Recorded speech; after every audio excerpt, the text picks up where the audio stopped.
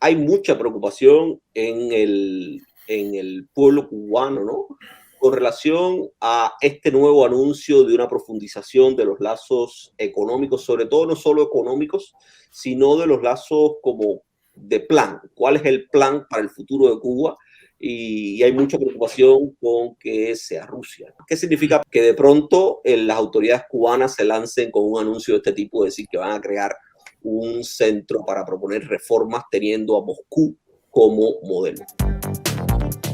Tenemos el conocimiento de las características del proceso de transición del socialismo burocrático al capitalismo mafioso que se impuso en Rusia desde los años 90. La transición rusa significó una década perdida. La década de los años 90 fue una década de crecimiento promedio anual negativo en el Producto Interior Bruto de Rusia. Se contrajo la riqueza nacional, aumentó la pobreza, apareció la mendicidad, se aumentaron notablemente las desigualdades sociales. Pero además de eso, se facilitó la creación de una oligarquía que incluso desde la época del régimen soviético operaba en canales ilegales, una verdadera mafia que operaba en los canales ilegales con el apoyo sin duda alguna del KGB, de la policía y de estructuras del Partido Comunista de la Unión Soviética, de los partidos comunistas republicanos y también de estructuras gubernamentales. La aparición de los famosos oligarcas rusos no fue una casualidad. Fue una cuestión claramente medida para asegurar un proceso de transición al capitalismo que no perdiera el carácter autoritario del sistema político. Muchos economistas cubanos estamos insistiendo en la necesidad de hacer reformas profundas de la economía cubana, reformas de carácter estructural. Profesionales cubanos capacitados para afrontar, debatir el proceso de reformas económicas necesarias en Cuba sobran. Y también somos muchos los economistas cubanos que no vivimos en Cuba, que no trabajamos en Cuba, pero que estamos pensando en Cuba y estamos trabajando en función precisamente de Cuba. Entonces, realmente uno lo que se pregunta es si lo que se pretende ahora es hacer una reforma profunda a la rusa.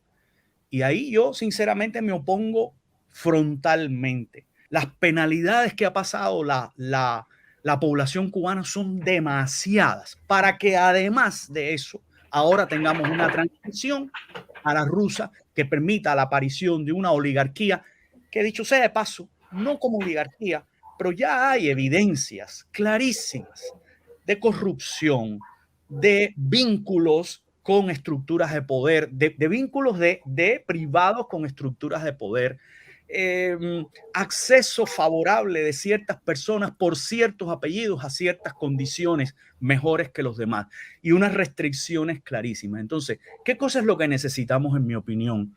Necesitamos en primer lugar democracia. Eso sí creo que es fundamental, porque en una estructura autoritaria y autocrática no vamos a lograr hacer las transformaciones que necesita el país. Y en segundo lugar, necesitamos sencillamente crear las condiciones para establecer un proceso de reforma que esté enmarcado en la ley y en una ley transparente, en una ley que no se pueda saltar nadie, ni siquiera las estructuras máximas de poder, como a menudo ocurre. La Rusia de hoy puede servir como modelo para una transformación como la que necesita Cuba en este sentido. ¿Es la Rusia de hoy un modelo que ofrezca ciertamente seguridad jurídica para todo el mundo o sigue siendo un modelo autocrático, autoritario, en el que las decisiones se toman verticalmente y en el que el progreso económico está vinculado también con la obediencia al régimen? La primera pregunta, si realmente podemos hablar de la Rusia de la década 90, que era la misma Rusia que es la Rusia de 2023. Yo creo que son dos cosas completamente distintas. O sea, aquí la pregunta, para volver a algunas de las tesis de Mauricio, si precisamente cuál de estas Rusias debe ser el referente o cuál de estas Rusias se supone que es la referencia ahora en estos debates, en este trabajo que aparentemente están haciendo los rusos con los cubanos para pensar sobre el futuro, tanto de la economía, y aquí estoy completamente de acuerdo con Mauricio, como del sistema político de Cuba. Cuando estamos hablando de este choque de la década 90, básicamente un país enorme que era la Unión Soviética con 70 años sin tener la propiedad privada, básicamente tiene que, para comenzar, crear la propiedad privada. ¿Y cómo uno cree eso? ¿Sí? ¿De dónde surge eso? Y por eso cuando estamos hablando, por ejemplo, sobre lo que significaba para muchas personas en la Rusia postsoviética la pérdida de ciertas calidades de la vida, no es que perdieron, que llegaron desde una prosperidad enorme. La Unión Soviética era pobre, sí, era una superpotencia militar con los Estados Unidos, estuvieron gastando hasta 25% de su Producto Interno Bruto para las cosas de la guerra, para el apoyo de los regímenes como el régimen cubano, por ejemplo, en África, en Asia, encontramos un montón, pero la calidad de la vida como tal era pobre, ¿sí? La gente era pobre. Entonces, lo que yo quiero decir sobre esta transición, hubo muchos errores. Ese famoso programa de 500 días de Yavlinsky, cuando prometieron con Gaidar, ¿no? Juntos, que en 500 días nosotros vamos a vivir tan bien como viven los Estados Unidos. Obviamente era imposible lograr, pero yo creo que las instituciones democráticas eran muy débiles, pero sí funcionaron como una democracia liberal. No había mucha protección, pero por lo menos uno tenía la expectativa que se puede hacer las cosas, ¿sí? Y luego yo creo los finales de la década 90 ya aparece esta oligarquía que estaba mencionando Mauricio, que de hecho ahora no existe, porque lo que existe hoy en día yo creo que es una economía completamente diferente en comparación con la economía de la década 90, ¿sí? Una de las cosas cuando comenzamos a preguntar entonces por qué la guerra en Ucrania, ¿sí? ¿Y dónde están esos oligarcos? Y cuando comenzaron a introducir las sanciones personales contra la oligarquía, que ya no tiene influencia sobre Putin. Y uno comenzaba a mirar, por ejemplo, la lista con quiénes de esas personas estaba reuniéndose Putin últimamente, en los últimos años que llevaron a la guerra, y ya no estos empresarios grandes, ya no es oligarquía, son todos estos, la palabra rusa que es siloviki, que pertenece a la defensa, a la ex KGB, a todas estas estructuras, policía, la Guardia Nacional que está a cargo del guardaespaldas de Putin, Wagner, ¿no? Que ahora sí se salió a superficie, básicamente el reconocimiento que existe una cosa como esta. Entonces, yo precisamente volviendo al tema, a la pregunta que me hace, ¿a qué Rusia hace referencia? O sea, replicar qué modelo ruso. ¿Sí? Si van a construir la misma cosa que existe hoy en Rusia, yo creo que también hay que tener en cuenta las diferencias entre cómo funciona la economía rusa o de qué vive la economía rusa y si Cuba realmente puede vivir eso. Esta Rusia de hoy que también está enfrascada en un conflicto armamentístico que ha también sacado lo peor del sistema porque ha demostrado a dónde llegan los niveles de corrupción, ha demostrado también a dónde llega la falta de preparación de un régimen que se ha construido sobre la base de la corrupción también. ¿Está esta Rusia de hoy en condiciones económicas para fungir como ese salvador que muchos cubanos están esperando o que para muchos cubanos fue la Unión Soviética? No, para nada, absolutamente nada.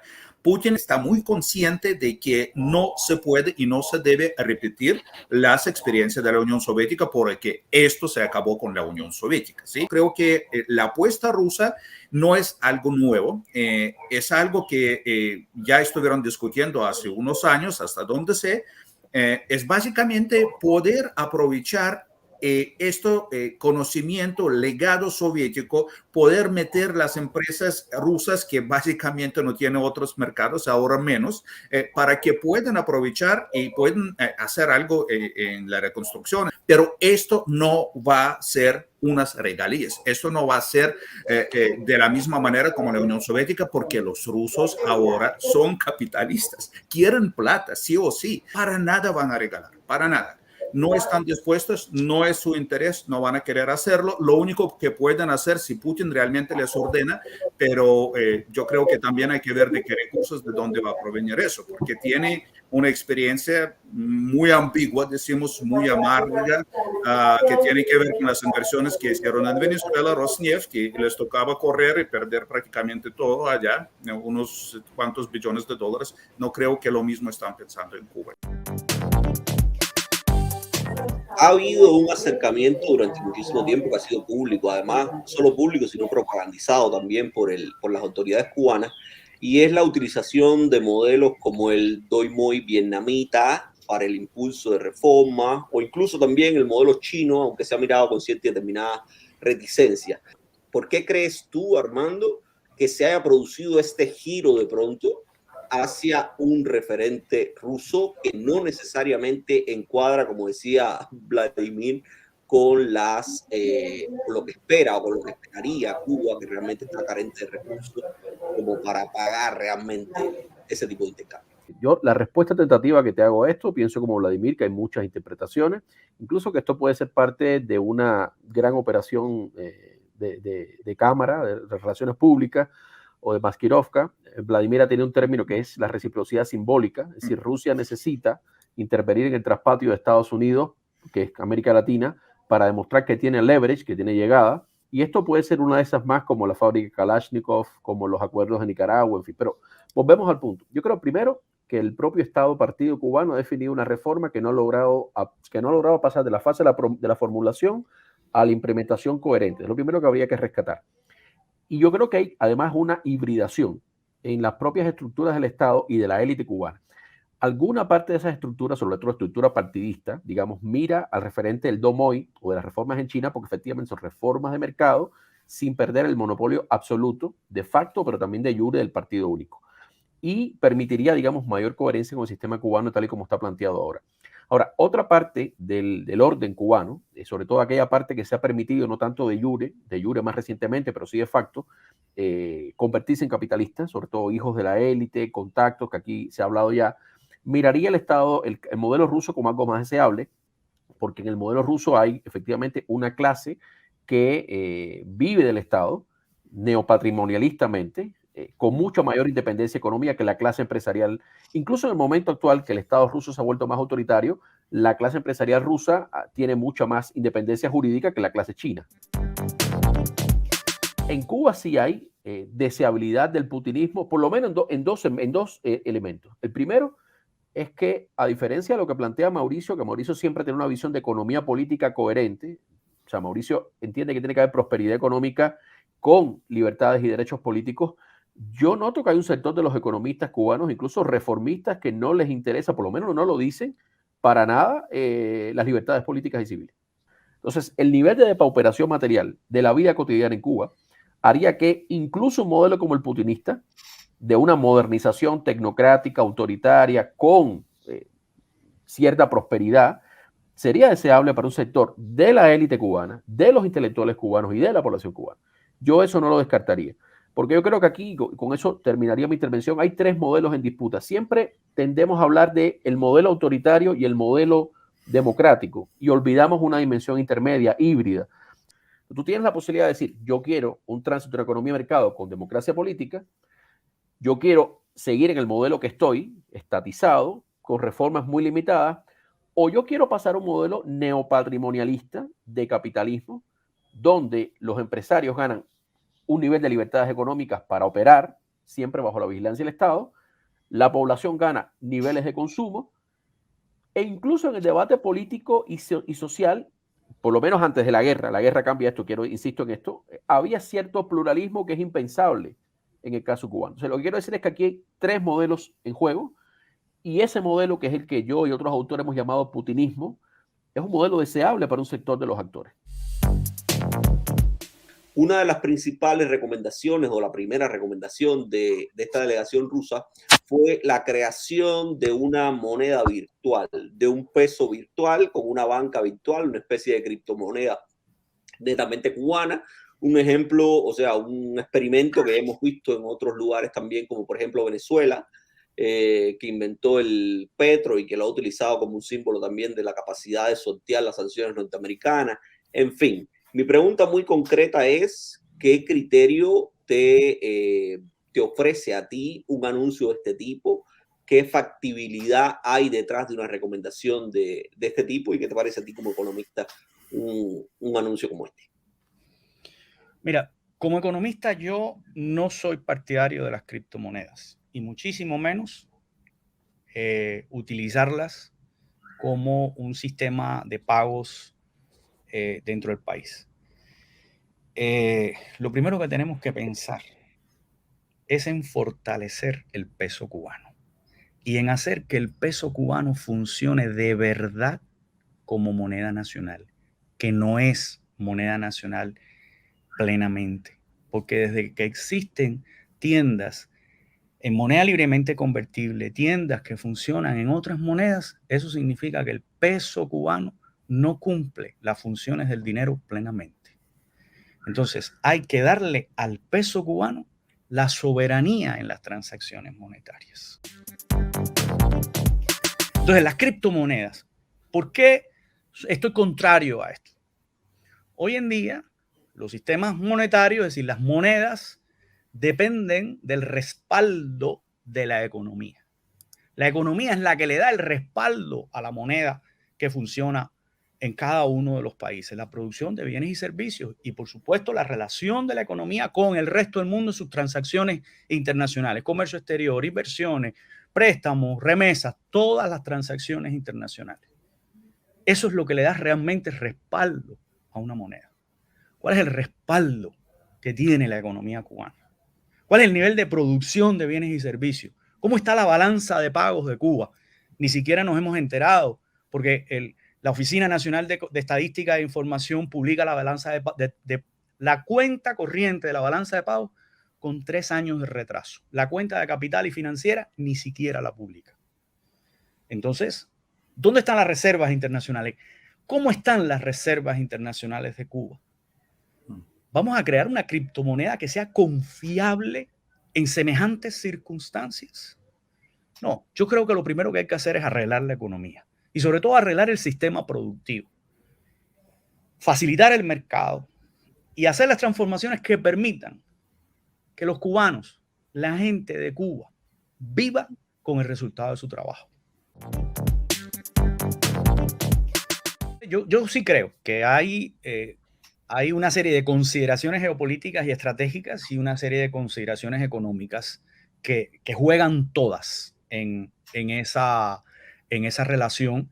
Y esto además se explica por la posición que Cuba ha tenido respecto a la guerra en Ucrania, que realmente es inadmisible desde todo punto de vista, pero es comprensible también desde todo punto de vista. Es inadmisible desde mi punto de vista, desde un punto de vista moral, porque realmente se está apoyando en el fondo, aunque se haya abstenido en ciertas votaciones, en otras apoyó a Rusia, a un país agresor, a un país que ha agredido a otro. Y eso para Cuba es un problema, porque Cuba también puede ser agredida y Cuba ha sido agredida. Entonces, bueno, en fin, ¿cómo explicamos la coherencia de este tipo de posiciones de política exterior? Pero bueno, es coherente con unos objetivos que se plantea la estructura de poder, que no necesariamente, en mi opinión, es lo que debería ser. El putinismo es una de las opciones posibles para una reforma de la economía y del sistema político en Cuba. El putinismo, no quizás el degradado de la invasión ucraniana, sino el putinismo que está desde 1990, desde el año 2000 hasta el año 2020, yo creo que es un proyecto de modernización autoritaria con economía de mercado, de mucho capitalismo, y eso sería deseable para sectores de la élite política e intelectual, de los sectores emergentes del empresariado, incluso de la población cubana. La población cubana ahora ni siquiera, yo creo que temería perder elementos que temería perder hace 10 años, porque los ha perdido con el sistema vigente. Entonces, insisto en esto, no quiere decir que yo lo respalde, porque de pronto tenemos una baja capacidad para entender que uno puede hacer un análisis y que eso no implica que uno lo respalde, y de pronto alguien dirá, bueno, pues ahora Armando desapareció a defender el putinismo. Yo lo que estoy diciendo es que sí, yo creo que el putinismo puede, no, es que pasa, el putinismo puede mejorar la situación en Cuba. El putinismo, insisto, preguerra, puede pasar de un régimen de partido único a un régimen pluralismo limitado, puede mejorar los derechos de consumo y de propiedad de la gente, y puede ser deseable para mucha gente. Ahora, eso es factible con lo que es la sociedad cubana, que además es una sociedad enclavada en Occidente, que no hemos discutido eso, con su sistema de valores, porque el putinismo es un hardware que tiene un software conservador, reaccionario, homófobo, misógino, etcétera, etcétera. Entonces, no va con la sociedad cubana, que es culturalmente una sociedad multicultural y occidental. El putinismo además requiere un control de las fronteras nacionales que no veo en un país donde la mayor parte de la población activa cada vez más está conectada con el exterior, y la que no es activa o está depreciada en sus posibilidades de ingreso vive de lo de afuera. Entonces, yo creo que hay atracciones, pero hay también retos, ¿no? Pero sí, yo no lo descartaría como un modelo deseable, no para mí, no, claro, no para Mauricio, pero sí para un sector de los intelectuales, de la clase política y de la población, que lo resumiría en un modelo de capitalismo neopatrimonialista con modernización autoritaria.